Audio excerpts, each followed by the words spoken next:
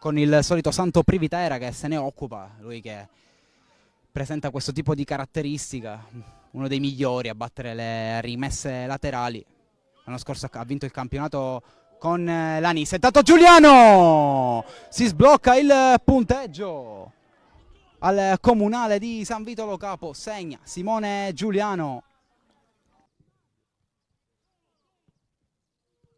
Allarga tutto Cocimano, c'è l'aggancio di Gigante che può andare al tiro. Gigante col mancino, la risposta di Avignone, poi Vincenzi ripropone in porta il pallone del 2-0, sempre Amedeo Vincenzi, quota 8 in campionato, stagione da sogno come ha detto la sua, e questo gol ancora di più rende unica la sua annata, la migliore in carriera in eccellenza. Ricordiamo che il San Vito è arrivato fino alla semifinale di Coppa Italia Eccellenza, un traguardo storico per questa piazza che si affaccia per la prima volta in Serie A siciliana.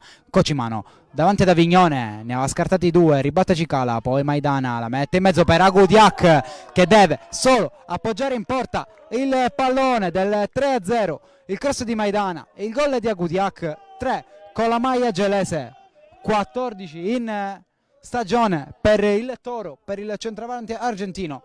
E allora Chieffo controlla, guarda avanti, tocco per Cicala, palla per Zimaschi, il cross lo grande e poi arriva il colpo di testa di Prestigiacomo che riapre la partita.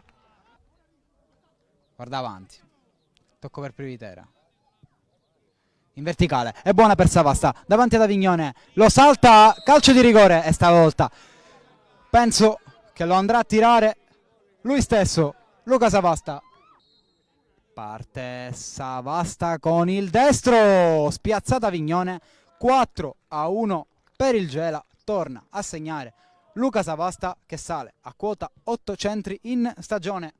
A pochi minuti è impossibile vedere un esito diverso. Intanto Savasta è davanti a Avignone in posizione regolare, Savasta, Avignone, Arcidiacono, e arriva anche il quinto gol del Gela con Savasta che si è fatto male ma che ha fatto tutto bene, meno la conclusione in porta. Avignone sì che ci è riuscito ad intervenire sul primo tentativo, poi è arrivato il quarto gol in campionato di Biccio Arcidiacono.